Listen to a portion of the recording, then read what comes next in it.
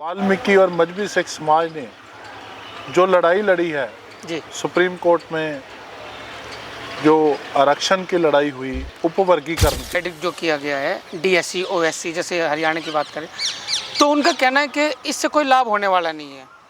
ये सिर्फ जो है आपस में बांटने के लिए जो है सरकारों ने और सुप्रीम कोर्ट ने ये जो है ये चाल चली है। में निशाना जो बनाया गया वो वाल्मीकि और मजबी सिख समाज को बनाया गया कि ये बड़ा हिस्सा ले रहे हैं। हम बड़ा हिस्सा नहीं ले रहे हैं, हमारी जितनी आबादी है उसके हिसाब से ले रहे हैं। अच्छा सर, आपने क्रीमी लेयर पर भी कोई पिटीशन लगा रखी है? जैसे कि लोग जो विरोधी लोग हैं वो कहते हैं कि क्रीमी लेयर पर भी पिटीशन जो है वो लगाई है कि पूरे पंजाब में जो विद इन शेड्यूल कास्ट आपस में जो ये जो एक दूसरे पे इल्जामबाजी होती है, जहाँ लिटिगेशन होती है, क्योंकि ये जो सुप्रीम कोर्ट में मैटर गया था, यही बाबा साहब का सपना है कि जो पंक्ति में आखिर में खड़ा है उसको कैसे आगे लाना, सभी के साथ बराबर में लाकर खड़ा किया जाए। अगर सुप्रीम कोर्ट ने हमारे रिजर्वेशन को संविधान के अनुरूप माना है, संविधान के अनुसार ठीक माना है, तो तभी तो हम जो है 5 जजेस बेंच पे हम 5-0 से और 7 जजेस बेंच पे हम 6-1 से जी, जिससे हम 12 जजेस में से 11-1 से ये फैसला लेकर आए हैं जी। आप क्या इमेजिन कर सकते हैं कि एक सफाई कर्मचारी आज के युग में मेडिकल जैसी महंगी पढ़ाई अपने बच्चे को करवा सकता है? मजबी और वाल्मीकि समाज से 17 की 17 सीट फिल हुई। और अब जब हम कोई टाइम आता था कि हमारी 17 पोस्ट होती थी तो 2-4 चुन के आते थे और 12-13 खाली जाती थी। बड़ी एकता के साथ, बड़ी लगन के साथ, बड़ी डेडिकेशन के साथ, तन मन और धन के साथ ये लड़ाई लड़ी है। कहा जाता है कि जो समाज अपने इतिहास को याद नहीं रखते, इतिहास उन समाजों को याद नहीं रखता। बिल्कुल। तो इतिहास उनको भूल जाता है। हमारी बेटियां हैं, अगर ये शिक्षित होंगी तो उससे हमारे समाज को 2 गुनी स्पीड से विकास मिलेगा। बिल्कुल। अगर बेटा पढ़ेगा तो एक परिवार में शिक्षा आती है, अगर बेटी पढ़ेगी तो 2 परिवार में आती है। क्या बात। इसके लिए अंजना साहब आप भी बधाई के पात्र हैं कि ये बहुत नोबल कॉज आप कर रहे हो। मुझे बड़ी खुशी हुई और सुकून भी मिला इस बात से। इतने बड़े पद पर बैठे आप, कमांडेंट एक बहुत बड़ा ओहदा होता है, SSP साहब का ओहदा होता है, और उसके बावजूद आप जो समाज में अवेयरनेस का काम कर रहे हैं, खुलकर जो है समाज को जागरूक कर रहे हैं, लड़ाइयाँ लड़ रहे हैं।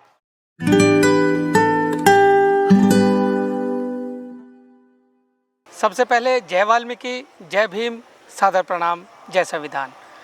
आज हम हैं पावन वाल्मीकि तीर्थ अमृतसर में और पंजाब की धरती पर हैं, और यहाँ पर आकर हम जानने की कोशिश करेंगे आखिर यहाँ की दशा और दिशा के बारे में, जो कि पंजाब का क्षेत्र है।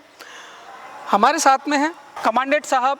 कमांडेंट साहब से हम ये जानने की कोशिश करेंगे कि आखिर जो पंजाब का मजबी सिख और वाल्मीकि समाज के जो लोग हैं, आखिर उनकी दशा और दिशा पूर्व से लेकर और आज वर्तमान में किस हालात में गुजर रही है, या कितनी तरक्की आज समाज जो है वो कर चुका है, कितना एक हो चुका है, सभी चर्चा हम सर से करने वाले हैं। सर, कॉफ़ी विद अंजाना में आपका हार्दिक स्वागत है। बहुत धन्यवाद अंजाना साहब। जी सर। जय भीम, जय वाल्मीकि, हर हर वाल्मीकि, जय संविधान।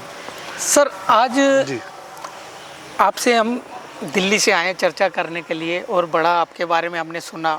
आप गंभीर रूप से जो है शुभ चिंतकों की तरह जो है समाज में काम कर रहे हैं, सरकारी डिपार्टमेंट में अच्छे ओहदे पर हैं, उसके बावजूद भी आप समाज का चिंतन करते हैं, समाज के लिए जो काम कर रहे हैं।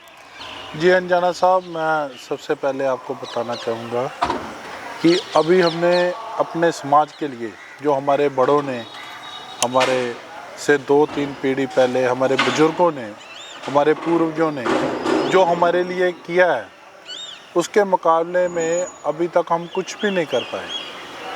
ये गुरु ज्ञाननाथ महाराज जी का विज़न था, जिस स्थान पर हम बैठे हुए हैं आज। आप पावन वाल्मीकि तीर्थ पे आप जो इंफ्रास्ट्रक्चर देखे तो यहाँ पर एक शताब्दी पहले संघर्ष शुरू किया गया। जी इसी तरह पंजाब में मजहबी सिखों ने आज से पूरी एक शताब्दी पहले ऑल इंडिया बाबा जीवन सिंह मजहबी दल के नाम पर जो जथेबंदी बनी थी, उसके बैनर हेठ पूरे पंजाब में बहुत बड़ा संघर्ष किया। जी समय समय पर हमारे समाज के महापुरुषों ने, पूर्वजों ने, पंडित बख्शी राम ने वाल्मीकि सभा के माध्यम से दुआबा में बहुत बड़ी लहर चलाई। जी ये जो पूर्वज थे आज से ठीक 100 साल बाद पहले, और उसके बाद अगली पीढ़ी, और उसके बाद फिर अगली पीढ़ी, जिसमें आप हतकाए जी को देख सकते हो,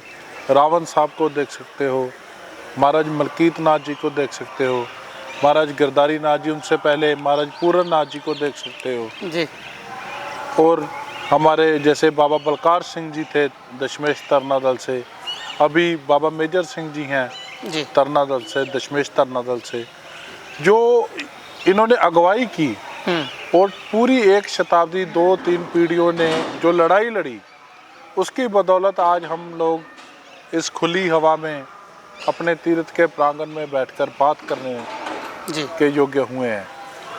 तो ये बात कि बहुत कुछ किया, लेकिन अभी जब हम उनकी तरफ देखते हैं तो ये एहसास होता है कि अभी हम कुछ भी नहीं कर पाए। रिसेंटली पंजाब में वाल्मीकि और मजहबी सिख समाज ने जो लड़ाई लड़ी है जी, सुप्रीम कोर्ट में, जो आरक्षण की लड़ाई हुई उपवर्गीकरण की, 12.5% पंजाब में जैसे 25% था जी, तो यहाँ पे 2 हिस्सों में बांटा गया 12.5, और हरियाणा में 20% था तो 10% डीएससी को और 10 ओएससी को। इसी तरह इसी तर्ज पे पूरे भारत में अलग अलग राज्यों में जहाँ पर जिनकी जिस तरह की गिनती है, जैसे अभी पिछले 1 महीने पहले तेलंगाना में 3 कैटेगरी बनी, जैसे हरियाणा में 2, पंजाब में 2, तेलंगाना में 3 हिस्सों में बंटा। उसी आधार पर कि पछड़ों में कितने पछड़े, कि कितने वंचितों में वंचित रह गए, उनको कैसे आगे लाया जा सके। ये नहीं कि शेड्यूल कास्ट लिस्ट में जैसे 39 जातियाँ हैं तो उनमें 1-2 जातियाँ जो हैं वो डोमिनेंट हो जाएं और बाकी 37 जो हैं वो उसी स्थिति में रहें कि जिस स्थिति से वो शुरू से चले थे। तो इससे क्या है कि जो आरक्षण का लाभ है वो हाशिए पर सबसे पीछे खड़े जो लोग हैं, जो पंक्ति में सबसे पीछे हैं, उन तक नहीं पहुंच पाता है। इसको आप दोनों संदर्भ से देख सकते हो जी। कि एक तरफ ये भी आवाज उठ रही है कि इस जजमेंट से समाज जो है वो आपस में बट गया, लेकिन आपको ये भी सोचना पड़ेगा कि जो आपका भाई बहन पंक्ति में कतार में आखिर पर खड़ा है, उस तक जो बाबा साहब ने जो आरक्षण का लाभ उसको मिलना चाहिए था वो वहाँ तक क्यों नहीं पहुँच सका, और उसको वहाँ तक पहुँचाने की क्या व्यवस्था है, तो उसकी लड़ाई भी जो है वो लड़ी जानी जरूरी है। लेकिन सर कहा जाता है कि जैसे जो ओएससी कैटेगरी के जो लोग हैं, जैसे डिवाइड जो किया गया है डीएससी ओएससी, जैसे हरियाणा की बात करें तो उनका कहना है कि इससे कोई लाभ होने वाला नहीं है, ये सिर्फ जो है आपस में बांटने के लिए जो है सरकारों ने और सुप्रीम कोर्ट ने ये जो है ये चाल चली है कि इनको आपस में बांटा जाए। और मैं आपको अंजना साहब उदाहरण देना चाहूँगा जी। पंजाब में 1949 से जब शेड्यूल कास्ट लिस्ट संविधान में अडॉप्ट होता है 1950 से जी, आप 1950 से 1975 का जो आरक्षण का आंकड़ा उठा लीजिए जी सर, और 25 साल में देखिए कि कितनी जातियां शेड्यूल कास्ट लिस्ट में थी, जिसको हम प्रेसिडेंशियल लिस्ट बोलते हैं। तो उसमें कौन लाभान्वित हुआ, किसको लाभ मिला जी सर, और किसको नहीं मिला। और 75 में ज्ञानी जैल सिंह की सरकार ने पंजाब में पूरे भारत में सबसे पहले जो वर्गीकरण किया, पहले 20% था क्योंकि 66 से पहले साझा पंजाब था, हरियाणा भी बीच में था, हिमाचल भी बीच में था, चंडीगढ़ जो इसकी बाद में राजधानी बना दिया गया, तो सभी जगह पर 20% था। हिमाचल में आज भी 20 है, हरियाणा में आज भी 20 है जी। लेकिन डिवाइड के बाद जो पंजाब की ज्योग्राफी है उसमें जो हमारी गिनती है वो बहुत बड़ी गिनती है। और उसमें क्या हुआ कि जब ये आरक्षण दिया गया वर्गीकरण, अगर 20 होता तो 10-10 आता, 10-10, तो उसको सरकार ने 20 से बढ़ाकर पहले 25 किया और 25 को आधा आधा बांटा। कि उससे क्या हुआ कि जो लोग 20% में 10% हिस्सेदार थे उनको भी 12.5 दिया जी। और 12.5 मजबी और वाल्मीकि समाज को मिला जी। और 71 की जनगणना के अनुसार आधी आबादी इनकी थी, पॉपुलेशन ज़्यादा है, पॉपुलेशन बराबर थी। और उसके बाद क्या हुआ कि 81, 91, 2001, 2011 बहुत सारी जातियां ओबीसी से निकालकर शेड्यूल कास्ट में डाली गई, जिससे अदर्स में उन जातियों को डाल दिया गया कि मजबी और वाल्मीकि जो है वो अपनी गिनती के साथ एक साइड पे खड़ा रहा और जो बाकी की जातियां थी जी। जैसे पंजाब में है R&O, Ramdasia, Ravidassia and others, तो उसमें जब अतिरिक्त जातियां जो ओबीसी से लाकर उसमें डाली गई तो उसका उन्होंने विरोध नहीं किया। सारा विरोध मजबी और वाल्मीकि का जो आरक्षण था उसका करते रहे। तो उससे क्या हुआ कि अदर्स में जो गिनती है वो जब भी कोई ओबीसी से निकालकर आप एससी में डालोगे तो उसकी नेचुरली बात है कि वो गिनती बढ़ेगी। जिससे क्या हुआ कि ये सारा जो समीकरण था, जो गिनती थी वो डिस्टर्ब हो गई। तो उसमें निशाना जो बनाया गया वो वाल्मीकि और मजबी सिख समाज को बनाया गया कि ये बड़ा हिस्सा ले रहे हैं। हम बड़ा हिस्सा नहीं ले रहे हैं, हमारी जितनी आबादी है उसके हिसाब से ले रहे हैं। आज पंजाब में शेड्यूल कास्ट की जो गिनती है वो 32% है। 71 में 25% थी। 32% आबादी को आप 25% आरक्षण दे रहे हो तो 7% कहाँ जाएगा? तो अभी क्या है कि 7% को एडजस्ट किया जा रहा है जी। पंजाब में शेड्यूल ट्राइब का कोटा नहीं है और जो शेड्यूल ट्राइब कैटेगरी की जातियां हैं वो भी शेड्यूल कास्ट में डाली हुई हैं। पंजाब में 1% भी जो रिजर्वेशन शेड्यूल ट्राइब की नहीं है और पंजाब की जो नोमैडिक ट्राइब्स हैं उनको शेड्यूल कास्ट में डाला हुआ है और वो भी हमारा विरोध कर रही हैं, बजाय कि उनको अलग से उनका शेड्यूल ट्राइब का कोटा दिया जाए। ठीक है। सो वो 5-6% शेड्यूल ट्राइब को भी शेड्यूल कास्ट में डाल दिया। अतिरिक्त जातियां जिनमें से मोची को, राय सिख जाति को वो भी ओबीसी से निकाल कर आपने शेड्यूल कास्ट में डाल दिया 2003 और 2007-08 में।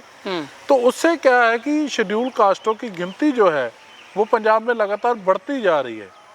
लेकिन जो आरक्षण है वो 1975 से वहीं का वहीं खड़ा है। तो ये जो मोची जाति जो आप बता रहे हैं जी, तो क्या पंजाब के अंदर ये ओबीसी में आती है? ये 2003 में 2002-2003 में ये शेड्यूल कास्ट में सम्मिलित की गई। राय सिख बरादरी को भी 2007-08 में शेड्यूल कास्ट लिस्ट का पंजाब की जो प्रेसिडेंशियल लिस्ट है स्टेट ऑफ पंजाब की, जो आज 39 जातियां नजर आ रही हैं वो 1950 की जब आप शेड्यूल कास्ट लिस्ट देखोगे तो तब हमारी 27-28 जातियां हैं और आज जो जातियों की गिनती है वो 39 पे पहुंच चुकी है। इसका मतलब है कि जब संविधान लागू हुआ था और पंजाब के लिए जो रिजर्वेशन पॉलिसी थी तो उसमें शेड्यूल कास्ट जातियां 28 थी और आज हमारी 39 हो गई। तो इसका मतलब 11 अतिरिक्त जातियां कहीं से तो आई हैं। तो जब आप उन जातियों को बाकी वर्गों से निकालकर आप शेड्यूल कास्ट में ला रहे हो तो जब भी किसी को लाते हो तो उसके साथ ही उसी रेशो में आपको शेड्यूल कास्ट का जो आरक्षण है उसको बढ़ाना चाहिए। तो अब ये क्या हो रहा है कि पूरे पंजाब में जो विद इन शेड्यूल कास्ट आपस में जो एक दूसरे पे इल्जाम बाजी होती है, जहाँ लिटिगेशन होती है, क्योंकि ये जो सुप्रीम कोर्ट में मैटर गया था तो ये पंजाब की 2 जातियों का आमने सामने हाई कोर्ट में पहले फैसला हुआ, फिर सुप्रीम कोर्ट गए, फिर सुप्रीम कोर्ट में 3 जजेस बेंच पे जो होता है, फिर 5 जजेस पांच पे बेंच पे होता है, फिर 7 जजेस बेंच पे होता है। हम्म, तो ये अभी 1 अगस्त 2024 को 7 जज के बेंच पे ये जो जी फैसला आया है, तो ये गया कहाँ से? ये पंजाब की सिकलीगर जाति के से संबंधित थे। Devendra Singh versus state of Punjab, ये केस का टाइटल है, Devendra Singh versus state of Punjab. जी और देवेंद्र सिंह जो है वो सिकलीगर जाति से आते हैं, और सिकलीगर जो है वो शेड्यूल ट्राइब से हैं। जी और पंजाब में शेड्यूल ट्राइब का कोटा ना होने के कारण उनको शेड्यूल कास्ट में एडजस्ट किया हुआ है। एक तो शेड्यूल ट्राइबल्स को शेड्यूल कास्ट में से हिस्सा दिया जा रहा है, और दूसरा शेड्यूल कास्ट को उनका विरोध भी झेलना पड़ रहा है, क्योंकि शेड्यूल कास्ट के अंदर जो रविदासिया समाज है, आद धर्मी समाज है, वो बहुत पढ़ा लिखा हुआ है, और उससे क्या है कि जो बाकी छोटी छोटी गिनती वाली जातियां हैं, जो कम पढ़ी लिखी जातियां हैं, उनको उनका हिस्सा नहीं मिल पाता है। सो उससे ये सारी जो प्रॉब्लम पंजाब के अंदर क्रिएट हुई लेकिन है। सरकारों को जो है इसमें कैटेगरी बना देनी चाहिए, 3 कैटेगरी जैसे आप बता रहे हैं। मेरा मानना है कि अगर वो शेड्यूल ट्राइब है, क्योंकि भारतीय संविधान में शेड्यूल कास्ट का और शेड्यूल ट्राइब का अलग अलग से अनुच्छेद है। जी बिल्कुल है। अगर डेफिनेशन अलग है तो कुछ ना कुछ तो डिफरेंस होगा, उनको भी फायदा ज्यादा होगा। क्यों ना जहां आपने भारतीय संविधान में 120 अमेंडमेंट किए हैं, तो क्यों ना एक और अमेंडमेंट करके पंजाब में जो शेड्यूल ट्राइब्स हैं उनको उनका हिस्सा दिया जाए, ताकि वो भी आगे आए। वो हमारे भाई बहन है, हम वो भी आगे पंक्ति में खड़े हो। वो भी यही बाबा साहब का सपना है कि जो पंक्ति में आखिर में खड़ा है उसको कैसे आगे लाना, सभी के साथ बराबर में लाकर खड़ा किया जाए। हम कोई भी जाति एक दूसरे के दुश्मन नहीं है। ये मैं बात आपको बताना चाहता हूँ कि हम सब जो है बाबा साहब के संविधान के अनुसार, चाहे शेड्यूल कास्ट है, शेड्यूल ट्राइब है, इवन जर्नल है, ओबीसी हैं, हम सब भारतीय संविधान को मानने वाले लोग हैं और सिटीजन ऑफ इंडिया हैं। तो भारतीय संविधान के अनुसार हमारे बीच में कोई भी मतभेद और भेद नहीं है जी। किसी भी तरह की डिस्क्रिमिनेशन करनी वो भारतीय संविधान के अनुरूप नहीं है। सो हमारे अंदर जो ये भावना है, लेकिन हमें सुप्रीम कोर्ट में अपनी लड़ाई लड़ने के लिए, अपने समाज के लिए खड़े होने का भी अधिकार है। और अगर हमने अपने समाज के आरक्षण को बचाने के लिए प्रयास किया है तो वो संविधान के अनुसार किया है, और माननीय सुप्रीम कोर्ट का उसमें हमने सहारा लिया है जी। और अगर सुप्रीम कोर्ट ने हमारे रिजर्वेशन को संविधान के अनुरूप माना है, संविधान के अनुसार ठीक माना है, तो तभी तो हम जो है 5 जजेस बेंच पे हम 5-0 से और 7 जजेस बेंच पे हम 6-1 से जी, जिससे हम 12 जजेस में से 11-1 से ये फैसला लेकर आए हैं दोनों में से। तो आप देखिए कि 11 सुप्रीम कोर्ट के जजों ने इस पे मोहर लगाई जी। और अभी भी हम बोले कि ये जो है गलत हुआ है, तो फिर ये तो एक हिसाब से हम संविधान और जुडिशरी पर जो विश्वास नहीं रखते, ये वही लोग बात कर सकते हैं जो बाबा साहब की विचारधारा को समझ नहीं रहे। लेकिन सर कहीं ना कहीं आप ये भी मानिए कि जैसे उन लोगों का कहना है जो इसके विरोध में थे कि ये नहीं हो, वर्गीकरण जो है नहीं होना चाहिए, उसके जो विरोध में थे वो लोग कहते हैं कि जब पढ़ोगे लिखोगे नहीं और सफाई का काम करते हैं, गटर में रहते हैं, मतलब इस तरीके की भाषा जो यूज करते हैं लोग, कर रहे हैं। कमेंट में भी आप पढ़ सकते हैं और सुन भी सकते हैं, न्यूज़ पे भी बोल रहे हैं, वीडियो में बोल रहे हैं। तो उनका ये कहना कहीं ना कहीं आपको क्या लगता है कि समाज पढ़ता ही नहीं है, इसका कोई फायदा नहीं होने वाला वर्गीकरण का? आपको उदाहरण देके बात करूंगा।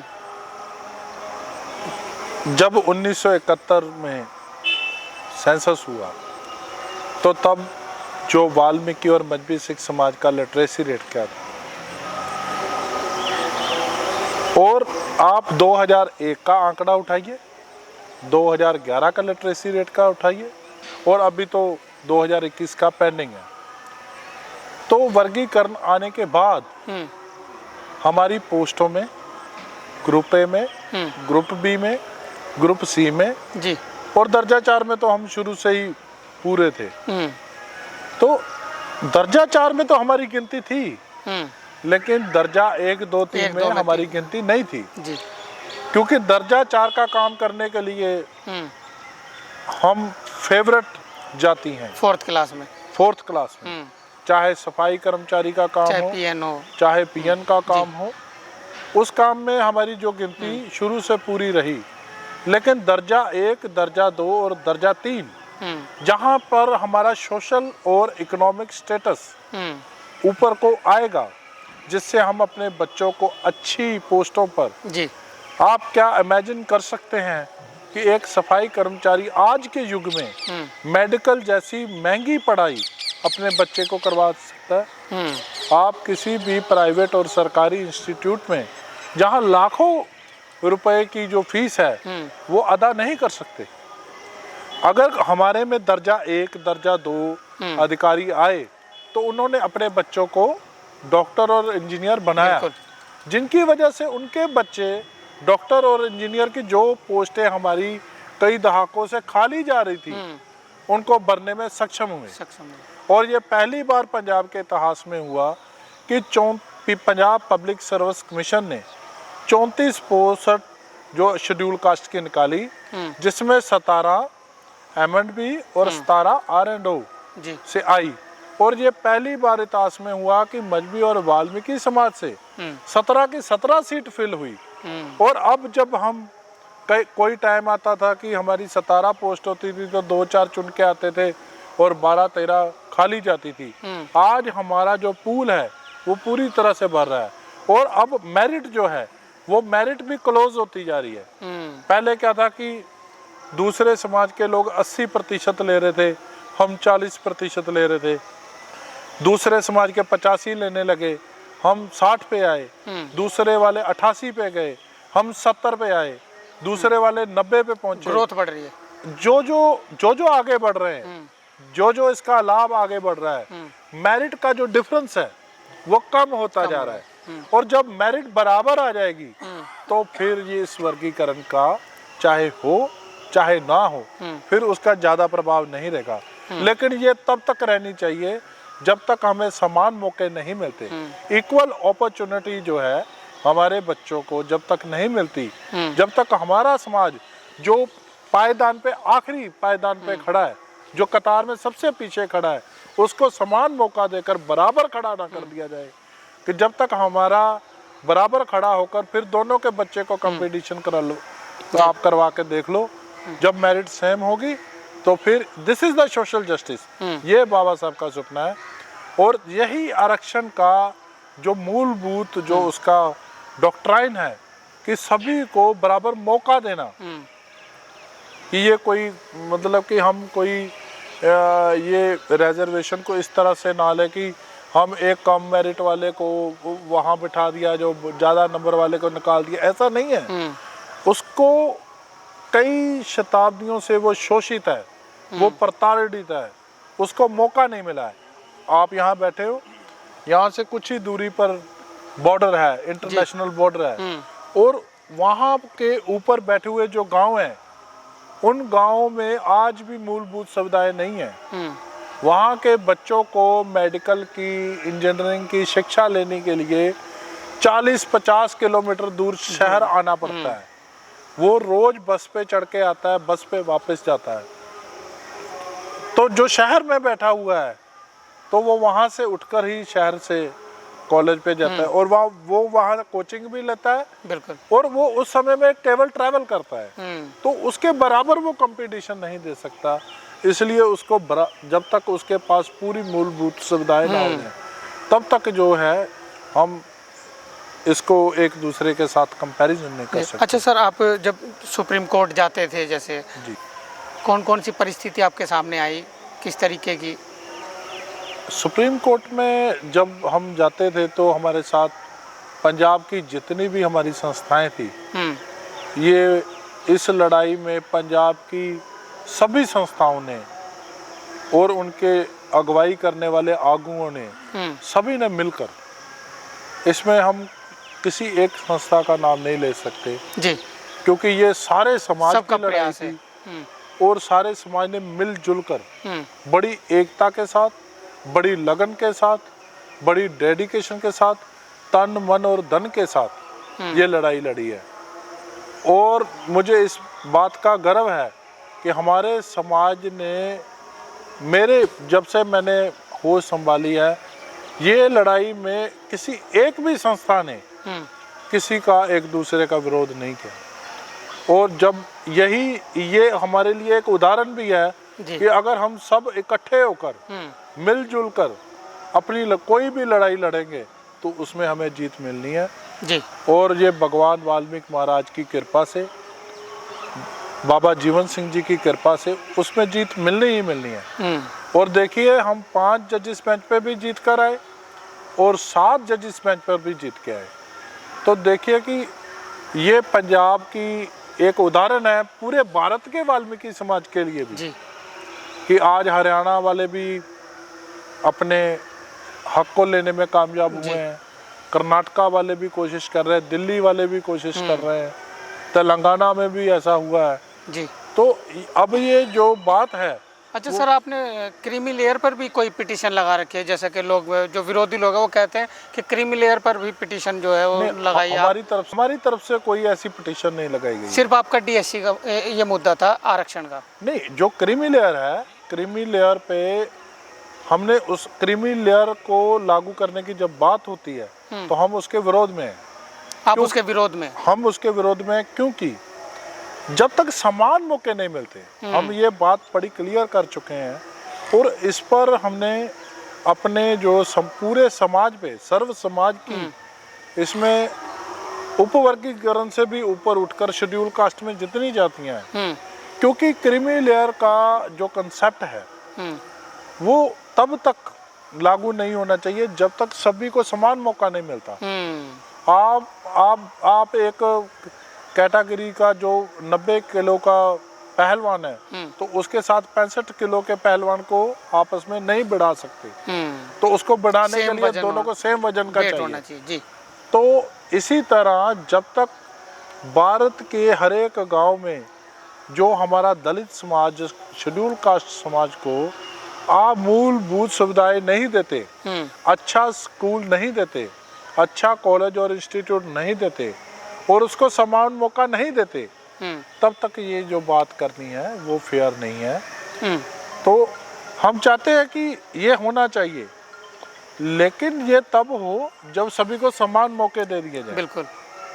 और उसके लिए सरकार को इंफ्रास्ट्रक्चर क्रिएट करना चाहिए, बच्चों की स्कूली विद्या पर, हेल्थ पर उनके ध्यान देना चाहिए जी। जब सरकार ये कर लेगी तो अपने आप मेरिट बराबर आ जाएगी जी। और तब क्रीमी लेयर की बात होनी भी बंद हो जाएगी, क्योंकि सभी की मेरिट तो समान हो गई, कोई आगे नहीं कोई पीछे नहीं। जी। वैसे क्रीमी लेयर का हमने भी समर्थन नहीं किया। सुप्रीम कोर्ट में उपवर्गीकरण की जो जजमेंट आई जी, तो उसमें सुप्रीम कोर्ट के जो अभी प्रेजेंटली माननीय चीफ जस्टिस ऑफ इंडिया है गवई साहब जी, उन्होंने इस पे जो बात करी तो उसके बाद से इस पे सुप्रीम कोर्ट में जब गवई साहब इस 7 जजेस बेंच के मेंबर थे जी, तो जब उन्होंने क्रीमी लेयर की बात की तो इसमें देश में एक चर्चा शुरू हुई और जजमेंट के बाद जितने भी शेड्यूल कास्ट मेंबर पार्लियामेंट थे वो माननीय प्रधानमंत्री जी को मिले, जिसके बाद सरकार ने ये घोषणा की कि ये सुप्रीम कोर्ट का विचार है। और उसमें से ये जो 100 सांसद जो गए हैं जी, उसमें से एससी और ओएससी और डीएससी सभी मिलकर सांसद बिल्कुल और राज्यसभा सांसद तो गए हैं। हम इस बात के हक में हैं कि चाहे डीएससी है चाहे ओएससी है तो सभी शेड्यूल कास्ट। जी बिल्कुल। ये जो डीएससी ओएससी को अलग से नहीं देखना चाहिए, इसको हम दो ना देखें, इसमें हम देखें कि वंचितों में वंचित। डीएससी का मतलब है डिप्राइव्ड शेड्यूल कास्ट, वो भी शेड्यूल कास्ट है, वो अलग नहीं है, वो शेड्यूल कास्ट लिस्ट का पार्ट है। उसमें ये है कि उनमें से अग्रणी जातियां कौन सी हैं और वंचितों में भी वंचित, पछड़ों में पछड़ी जाति कौन सी है, अति मतलब अति। डीएससी और ओएससी को जी अलग से नहीं देखना चाहिए। जैसे एक परिवार में किसी व्यक्ति के 2 लड़के हैं तो एक ऑफिसर बन गया और एक नहीं बन पाया, तो जो नहीं बना है तो उसके परिवार को और उसको कैसे आगे लाया जाए, फोकस वो उस पे program, करना है, उस पे फोकस कर रहे हैं। जो नहीं बना नहीं बना, जो बन गया वो तो अपने परिवार का पालन वो पोषण अपने कर परिवार लेगा, का पालन पोषण करे, वो अपने कर बच्चों लेगा, को सेटल कर कर लेगा। खुद तो भी जो सेटल नहीं होगा। बना है तो उसके बारे में कि उसके बच्चे हम्म, जो बन गया है, उसके बच्चे, ये नहीं कि उसके बच्चे कॉन्वेंट में पढ़ेंगे क्योंकि वो बन गया, बिल्कुल। तो जो नहीं बना उसका क्या करना है। तो ये उसको संरक्षण दिया जा रहा है कि भैया अगर तुम नहीं भी बने, तुम अब अगली पीढ़ी जो तुम्हारे बच्चे हैं उनको समान मौका तुम्हारे भाई के बच्चों जितना मिले जी। ये विद इन परिवार भी तो है।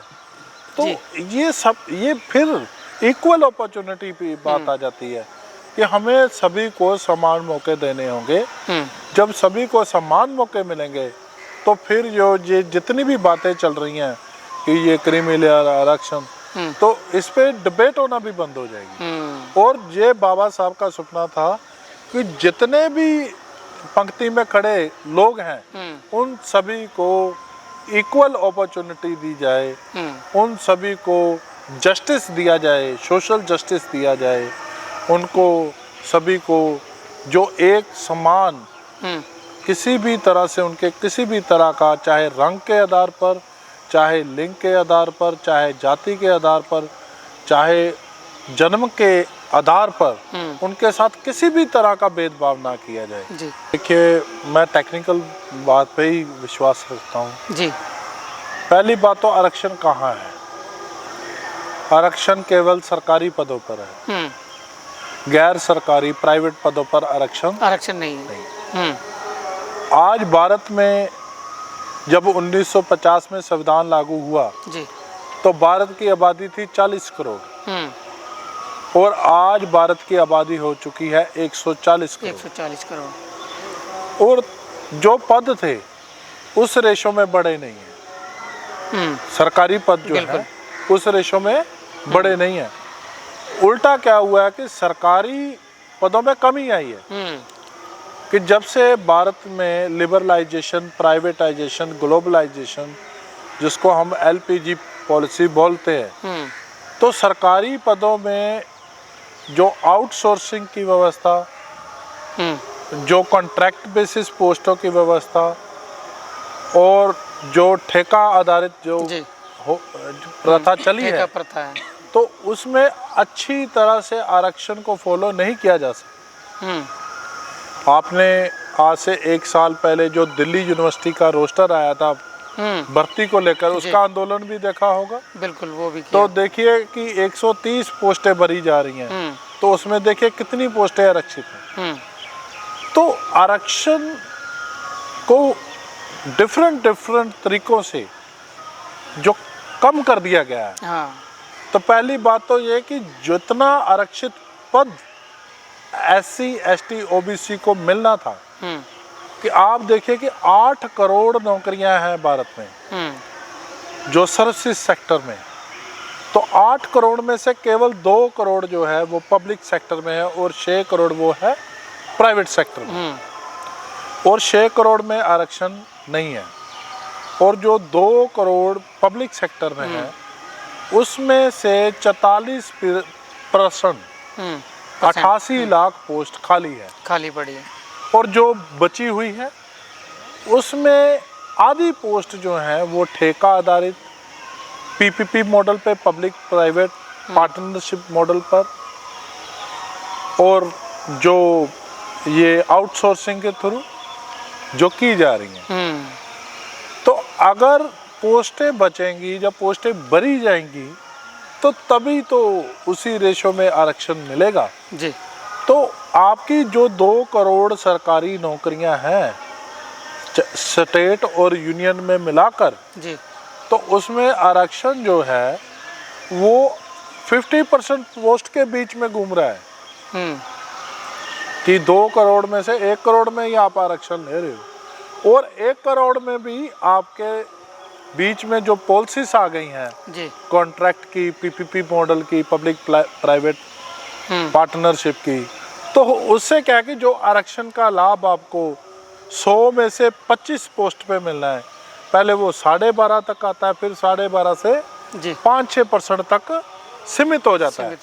और आज आप 6-7% आरक्षण ले रहे हो और उसी पे भी आपको अटैक किया जा रहा है कि इनको कम मेरिट वालों को नौकरियां दी जाएं। तो आपको इन आंकड़ों की गेम को समझना पड़ेगा। ओबीसी भारत में NSSO के डाटा के अनुसार 52% हैं, 19% शेड्यूल कास्ट हैं, 9% शेड्यूल ट्राइब है, और माइनॉरिटी को मिलाकर, सभी को मिलाकर जो हम लगभग 80% के पास पहुंचते हैं। और आरक्षण जो है भारत सरकार में ओबीसी में 27% और शेड्यूल कास्ट और शेड्यूल ट्राइब में 22% जी। और हमारी 80% पॉपुलेशन जो है वो 49% पोस्ट पर अपना कंपटीशन लड़ रही है, और उसमें भी वो अपना जो हिस्सा है वो 1/4 ले रही है, तो फुल नहीं ले रही है, फुल नहीं है, क्योंकि रिक्त स्थान भी है, खाली पड़ी पोस्टें भी हैं जी। और जो आउटसोर्सिंग PPP मॉडल से भी आरक्षण उड़ाया गया है, ठेका प्रणाली से भी उड़ाया गया है। तो इससे क्या है कि जो आरक्षण का लाभ है जितनी बड़ी आबादी को मिलना चाहिए था उतना उसको नहीं मिल पा रहा है। तो इन चीज़ों पर जब तक हम बात नहीं करते, इन आंकड़ों को टेक्निकल तौर पर हम नहीं समझते, तब तक जो आरक्षण का लाभ इन समाज को मिलना चाहिए था, जो उसका जो नतीजा भी आना चाहिए था, कि नजर आना चाहिए था, वो नजर नहीं आएगा। आज आप देख लीजिए कि कितने ओबीसी भारत सरकार में आपको जो सेक्रेटरी पदों पर सेक्रेटरीट में नजर आ रहे हैं, कितने SC ST वहाँ पे नजर आ रहे हैं, कितने SC ST OBC आपको सुप्रीम कोर्ट और हाई कोर्ट में नजर आ रहे हैं। तो ये जब आप आंकड़ों को देखोगे, समझोगे, तो आप देखोगे कि स्थिति जो है आरक्षण लागू होने के बावजूद भी जी बहुत जो है खराब है। हाँ, खराब है, बिल्कुल जी सर। वाकई में आपने जो आंकड़े बताए और जो आप इतने सालों से जो लड़ाई लड़ रहे हैं आरक्षण की, जी, आप जीते हैं, आपने फतेह हासिल की है, समाज ने फतेह हासिल की है। अब इसको लेकर जो है अब चिंतन ये है कि बच्चों में अवेयरनेस कैसे समाज में लाई जाए, जो शिक्षा के प्रति जो है उनका रुझान हो। ये मेरी खुशकिस्मती है कि मुझे इस पर बोलने का आपने मौका दिया जी, जिसके लिए मैं आपका धन्यवाद भी करता हूँ कि आपने बड़े क्रिटिकल इशू को टच किया है, कि ये बात हमारे समाज तक जानी चाहिए। बिल्कुल। और हमारे बच्चों को पता होनी चाहिए कि हमारी 2-3 पीढ़ियाँ, क्योंकि कहा जाता है कि जो समाज अपने इतिहास को याद नहीं रखते, इतिहास उन समाजों को याद नहीं रखता। बिल्कुल। तो इतिहास उनको भूल जाता है, गुम हो जाते हैं, गुम हो जाते हैं। तो हमारे बच्चों को पता होना चाहिए कि किस तरह हमारे पूर्वजों ने इन इंस्टीट्यूशंस को खड़ा करने के लिए, इस आरक्षण को बचाने के लिए, हमारी स्वाभिमानता के लिए, हमें जो सोशल जस्टिस दिलवाने के लिए, हमें इक्वल राइट्स दिलवाने के लिए, हमें फंडामेंटल राइट्स दिलवाने के लिए, शिक्षा का अधिकार दिलवाने के लिए, हमें सेहत का अधिकार दिलवाने के लिए किस तरह से लड़ाई लड़ी है। तो अगर इनको पता होगा तो मैं दावे के साथ कह सकता हूँ कि अगर हमारे बच्चों तक ये मैसेज डिलीवर हो जाए तो आज देखिए हमारे बच्चे कहाँ तक जा रहे हैं। आप पूरे समाज में विचरते हैं, आज हमारे बच्चे IAS बन रहे हैं, IPS बन रहे हैं, जुडिशरी में जा रहे हैं, डॉक्टर बन रहे हैं, साइंटिस्ट बन रहे हैं, इंजीनियर बन रहे हैं, साइंटिस्ट बन रहे हैं। हमारे बहुत सारे बच्चे ऑक्सफोर्ड यूनिवर्सिटी तक जा रहे हैं, कैम्ब्रिज यूनिवर्सिटी तक जा रहे हैं। तो ये हमारे पूर्वजों की लड़ी हुई लड़ाई है जिसका नतीजा आना शुरू हो गया है। और अगर इसी तरह से हम मेहनत करके, हम बाबा साहब भीमराव अंबेडकर साहब के जीवन को पढ़कर, हम अपने महापुरुषों को, गुरु ज्ञाननाथ महाराज जी को, और जितने भी हमारे संत महापुरुष हुए हैं, गुरु रविदास महाराज हुए हैं, कबीर साहिब महाराज हुए हैं, और जब हम सभी को पढ़कर, गुरु नानक साहिब को, गुरु गोविंद साहिब को, जब इन सभी को पढ़कर और इनके जीवन से सीख लेकर जोश और जज्बे के साथ, जब हम अपने समाज के लिए ईमानदारी के साथ, कि हमें कोई भी काम करने के लिए वफादारी और ईमानदारी की ज़रूरत है, और जब हम ईमानदारी के साथ, पूरी डेडिकेशन के साथ अपने परिवारों पर, अपने आसपास, अपने परिवारों पर, अपने समाज पर जब हम ध्यान देंगे जी। और बच्चों को बताएंगे कि बच्चे, हमें भारतीय संविधान में ये अधिकार मिला हुआ है और हमें पढ़ना है। हमारे लोगों को शराब छोड़नी पड़ेगी, हमारे लोगों को नशे को त्यागना पड़ेगा, हमारे लोगों को लड़ाई झगड़ा छोड़ना पड़ेगा, हमारे लोगों को सिंसियर होना पड़ेगा, गुंडागर्दी छोड़नी पड़ेगी। क्योंकि बहुत सारे हमारे बच्चों को गुंडागर्दी के नाम पर मारा जा रहा है। जी। ये पंजाब में बहुत सारे हमारे बच्चे बुरी आदतों में पड़कर, नशे में पड़कर अपनी जीवन लीला को खत्म कर चुके हैं। सर पंजाबी क्या देश में हर ये हालात राज्य में बने ये हुए चल हैं। रहा है। अब बहुत सारे बच्चे गैंगस्टर बन गए। हमें रोकना होगा अपने बच्चों को। इनके हाथ में हमें गोली की जगह, बंदूक की जगह कलम को थमाना पड़ेगा। तभी हम, जो परमात्मा वाल्मीकि महाराज के हाथ में कलम है, उसका जो मनोरथ है, तभी उसको हम पूरा कर सकते हैं। मैं यही विनती करूंगा कि हमारे जो भी मेरे भाई बहन, मेरे समाज के, मेरे देश के, मेरे कौम के जो भी भाई बहन हमारा ये जो वीडियो देख रहे हैं आपके माध्यम से, वो अपने और अपने परिवारों और अपने समाज, अपने आसपास बाबा साहब के संविधान के अनुसार, जिसमें कोई जातीय धर्म भेदभाव नहीं है जी, उसके हिसाब से हमारे पास कोई भी बच्चा है, किसी भी जाति, किसी भी धर्म से, किसी भी वर्ग से, तो हम उसको यही गाइड करें कि बच्चे गलत काम नहीं करना है, नशा नहीं करना है, पढ़ना है, आगे आना है और देश की सेवा करनी है। तो जब ये संदेश देंगे तो आप देखोगे कि कितना बड़ा चेंज आएगा। जी सर, हमारा जो उद्देश्य है आप लोगों के पास आने का, और हम देश भर में जो अच्छे मुकाम पर है लोग, जो वाल्मीकि समाज से, दलित समाज से, उनके इंटरव्यू लेते हैं, उनसे चर्चा करते हैं, इससे काफ़ी जो अवेयरनेस जो पैदा हो रही है समाज में, वो भी देखने को मिलती है। क्योंकि जैसे मैं कमेंट में पढ़ता हूँ, कमेंट में युवा जो है ये लिखते हैं कि सर हमने सफाई का काम छोड़ के ठेला लगा लिया, सर हमने सफाई का काम छोड़ के हमने वकालत शुरू कर दी, अपनी पढ़ाई शुरू कर दी, हमने जो है अब ANM का या GNM या मतलब डॉक्टरी लाइन में, मतलब और UPSC की तैयारी कर रहे हैं लोग, बच्चे कर रहे हैं, वकालत कर रहे हैं। तो सर ये अवेयरनेस जो है ये बढ़ती जा रही है अब, और ये सब आप जैसे लोगों के प्रयास से, समाज के संगठनों के प्रयास से ये सब हो पा रहा है। जो संत समाज के जो अब जो जागरूकता का काम कर रहे हैं, मैं संत समाज को भी देखता हूँ कि वो अब जो है शुभचिंतकों की तरह जो है समाज में जा रहे हैं। जैसे पहले संत जो है इस चीज़ में बिलीव नहीं करता था, मतलब जाता ही नहीं था कि हमें राजनीति से या समाज में हमें ज़्यादा वो नहीं है, हम सिर्फ अपना धार्मिक प्रचार ही करेंगे।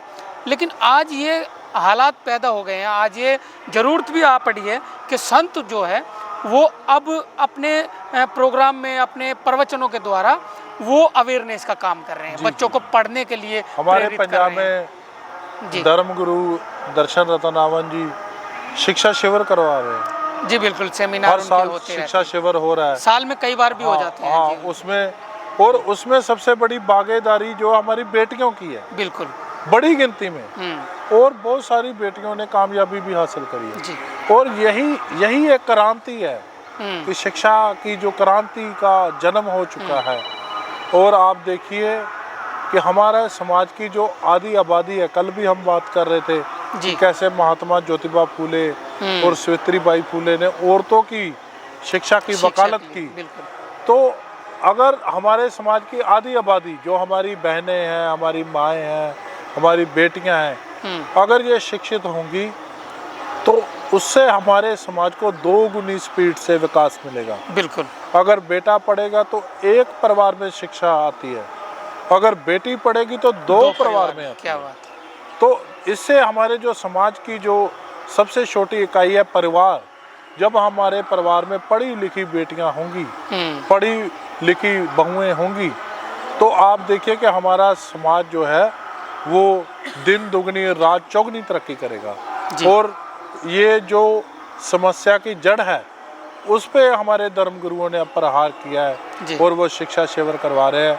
इसके लिए वो बहुत ज़्यादा बधाई के पात्र है। और आप जो काम कर रहे हो कि जो अलग अलग पर्सनैलिटीज़ को आप कवर कर रहे हो, जैसे हमारी आवाज़ है, कई बार हम व्यस्त होने के कारण अपने परिवारों के साथ बात नहीं कर पाते।